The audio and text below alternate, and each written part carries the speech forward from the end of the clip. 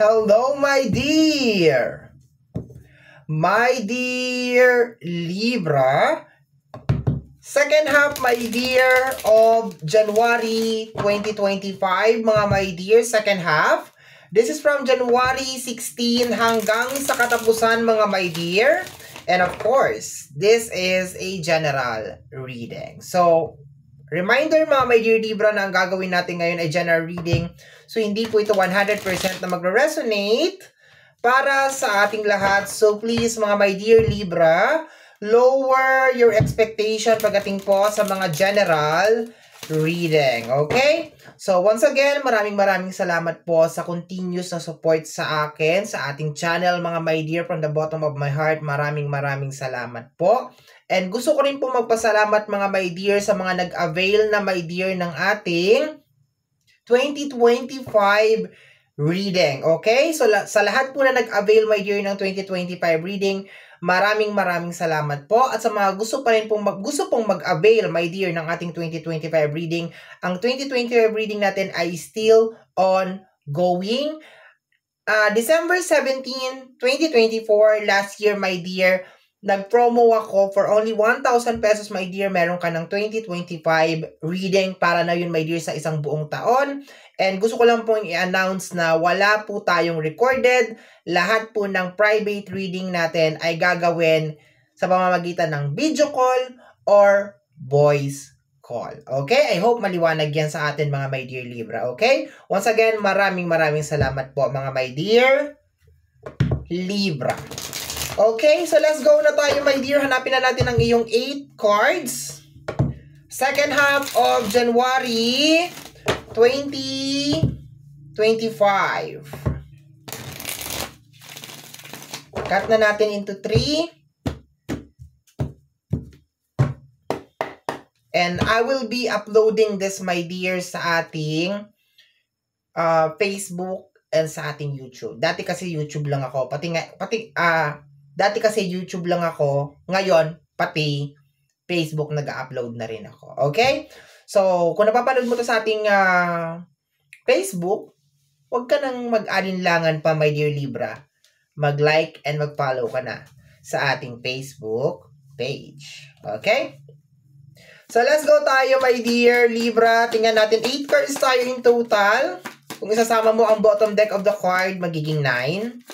Tingnan natin. And this is going to be parang partner siya. Mamaya malalaman mo yan. Okay, first card natin, my dear, is the Sun card. Okay, ganda. Okay? Marami sa inyo ang fresh start. Fresh start, fresh energy. Okay? Baka din yung iba sa inyo nagpa-pamper ng sarili ninyo, my dear, second half of January. Mas focus kayo sa inyong health, sa inyong kalusugan, sa inyong looks, okay? So, maganda to. Nararamdaman ko rin, my dear, sa card na to, my dear, na maraming mga new beginnings, my dear, ang mag-start sa energy ng Sun, okay? Very nice yung energy, okay? And, napaka-free lang, my dear, ng energy. Okay, kung titingnan mo, napaka-free, napaka-aliwalas lang talaga, my dear, ng energy. Sobrang aliwalas. So, posible, my dear, na pagsampa ng second half of January 16 hanggang sa katapusan, makaramdam ka ng kakaibang spirit, kakaibang fighting spirit, parang ganon, kakaibang energy, no? Parang fresh na energy, parang fresh lang na energy, my dear, okay? Sobrang fresh lang yan. Okay, so let's go tayo, my dear, samahan natin yan. The Six of Wands, energy ng success, okay? So marami talaga sa inyo, my dear, ang naaalis na dun sa brain fog. Okay? So, kung lately, napanghihinaan ka ng loob, parang pakiramdam mo wala na talagang pag-asa. Ang ganda ng card, my dear. Di makakapagsinungaling yan, dalawang card na yan. Maski i-research mo yan, my dear, sa Google. Ang sasabihin yan, my dear, is energy ng fresh, new beginning, success, victory. Diba? Ang ganda. Hindi victory liner, ha? Yan ay energy ng victory. Yung success ba? Okay? So, ang ganda ng energy, my dear, Libra. Nag-i-aim ka rin, my dear, ng tagumpay. Okay? Yung pag-boost ng energy mo, my dear, kakaiba. Nagkakaroon ka rin na ng kakaibang glow. Para kang nagliliwanag, my dear. sa second half of you feel confident, you feel energized, you feel beautiful. Yung pakiramdam mo, ganda-ganda mo. Maski hindi naman. Joke lang, di ba? You feel beautiful, you feel sexy, di ba? Yun ang nakukuha ko na energy. Okay? Halatang Victor yung energy. Maski hindi naman. Di ba? Energy ng Chariot. The Warrior card, my dear. Warrior. Okay? Yung energy na nilalabas niya is more on emotion. Okay? Mas kontrolado mo yung emotion mo, hindi ka pa kalat-kalat, and fighter siya. Sa combination ng dalawang card nung pinagtabi ko siya ngayon, yung 6 of Wands, okay? Baka din meron mga trouble na mangyari. Sa mismong second half of January. Ayan, baka meron din mga trouble over here. Tingnan natin. Pero kung dito lang tayo magpo-focus, kontrolado mo yung emosyon mo. Hindi ka pa kalat-kalat, hindi ka rin namamanipula ng ibang tao. So alam mo kung ano yung nangyayari. You're back, my dear Libra, you're back. Tagal mo nagbakasyon. Kailan ko ba last na reading to? Siguro mga ganitong reading mo, my dear Libra, ha? Siguro kung di ako nagkakamali, mga 3 years ago? 3 years or 2.5 years ago na ganito yung reading mo. And you're back. Okay? Normally, pag ganito yung energy, my dear Libra, medyo nagtatagal to ng konti. Pinakamatagal nito is 6 months. Sa mga purong Libra, ibig sabihin pure-blooded Libra. Okay? Tingnan natin, my dear, next. My dear Libra, tingnan natin. Okay? We have here the Knight of Wands related sa energy ng action. Okay? So, nakukuha ko rin dito, my dear, that you are not afraid. Hindi ka natakot. No? Hindi ka natakot na karamihan sa English na wala yung takot. Pakiramdam ko na sumubok, na mag-try ulit. 'Di ba? Kasi ang Knight of Wands, my dear, it's more on willing siya, my dear, na i-explore yung isang bagay. And kung titingnan mo dito, from the first card hanggang papunta sa Knight, nagre-release siya, my dear, ng energy na yung takot mo, yung emotion mo, my dear Libra, is finally na-conquer mo na siya. Na-control mo na siya, my dear. Okay? So, napakagandang energy, my dear. Kunin na natin, my dear, yung mga clarification nitong mga cards. First natin is yung ating Sun card. Tingnan natin.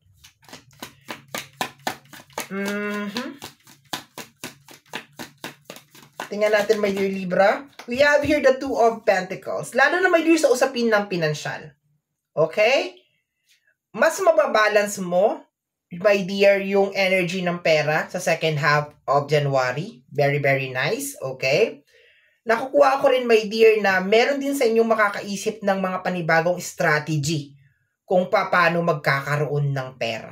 Okay? So, napakaganda. Okay? Obvious naman, the Two of Pentacles, balancing, multitasking, my dear, na may kinalaman sa usapin ng pinansyal. Okay? So, unang energy na nasagap ko is mababalance mo yung usapin ng pinansyal. Pangalawang energy, dahil sa energy ng Sun card, makakaisip ka, my dear, ng mga panibagong pagkakakitaan. Okay? Baka yung travel mo rin, my dear, is connected din dito, my dear, sa mga bagong pagkakakitaan. Okay?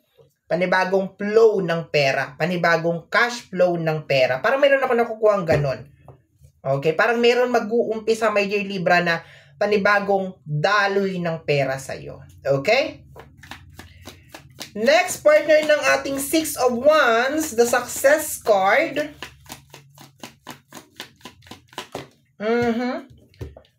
Ayan.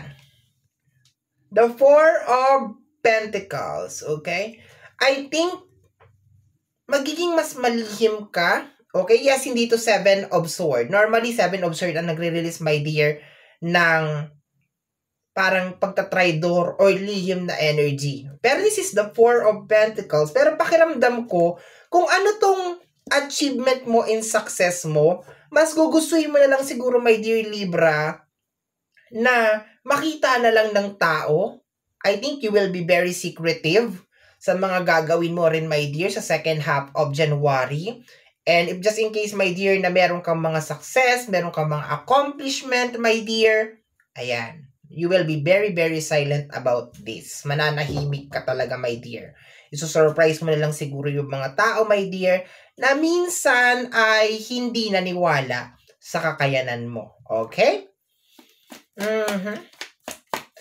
Kasama ng ating Chariot is the energy of the Devil. Okay? May mga humaharang talaga sa'yo, my dear. Okay? Pero you are prepared. The good news is, buti na lang Chariot yung kasama niya, my dear Libra. Kasi kung hindi Chariot yan, medyo pakiramdam ko, makakapasok si Devil sa'yo. Madidistract ka niya sa mga bagay na gagawin mo sa second half of January. Pero si Chariot kasi, kung titingnan mo talaga siya, maski i-research mo siya ngayon, naka-full battle siya. Naka-full battle siya, nakasakay siya sa kanyang karwahe, and ready siya. Hawak niya, my dear, kontrolado niya, my dear, yung kanyang Chariot. Kontrolado niya, which is yung kanyang emotion. So, kung i-connect natin siya, my dear, sa Devil, posible, my dear, na baka merong mga tao na susubukan manipulahin ulit yung emosyon mo.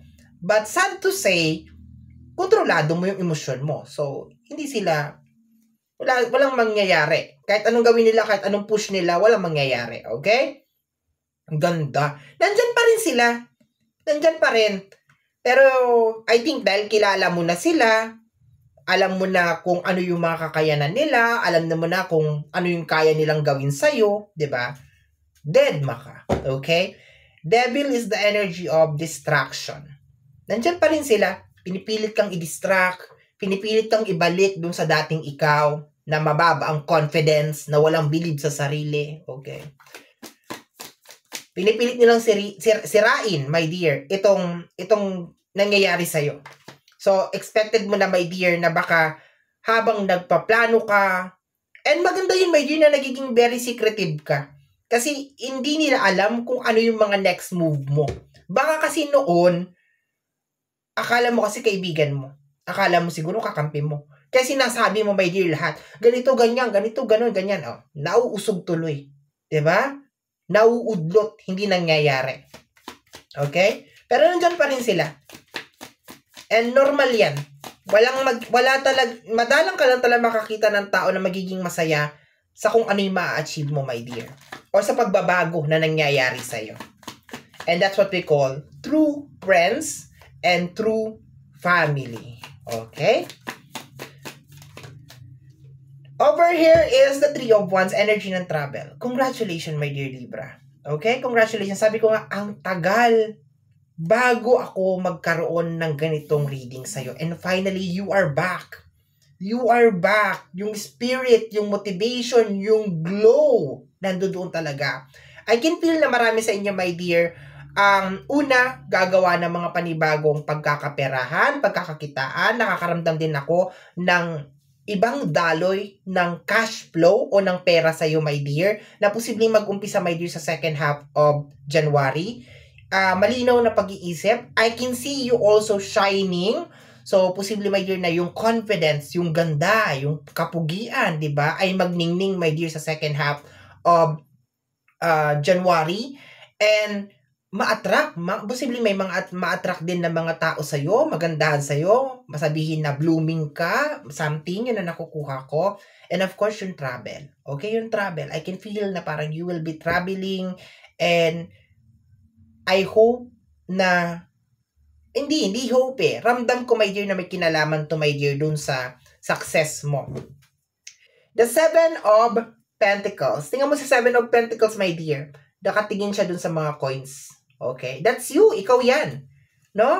So, nandun ka na ulit. Nagmamanifest ka na ulit. Yung mga bagay na posibleng sinukuan mo na, my dear Libra, binabalikan mo siya ulit. Binubuhay mo siya ulit. naniniwala ka ulit, my dear, sa sarili mo na one of these days or one of these months, my dear, ma-harvest mo tong mga pentacles na ito. Okay? You are over sa lungkot-lungkutan. You are over sa negative. You are over sa mga controlling at mapagmanipula, my dear, na mga tao. They will try to manipulate you, my dear Libra, pero hindi sila mananalo. They will not win. Kasi kilala mo na kung sino sila. Congratulations, my dear. Okay? So, my dear Libra, yan ang reading mo para sa yung second half of January 2025. Somehow, my dear, kung nagustuhan mo to, especially kung napadaan ka lang, don't forget to subscribe. Pag-click, my dear, ang notification bell para ma-update ka sa aking mga upload. Kung napapanood mo ito, my dear, sa ating YouTube channel. Kung napapanood mo naman to, my dear, sa ating Facebook page, huwag na, my dear, mag-alinlangan na mag-like at mag-follow sa ating Facebook page. Free to like, free to share, free to comment sa lahat ng ating mga videos, mga my dear Libra. Once again, my name is RJ, also known as Apo J. Maraming salamat po. And until next time, bye-bye! Thank you, my dear!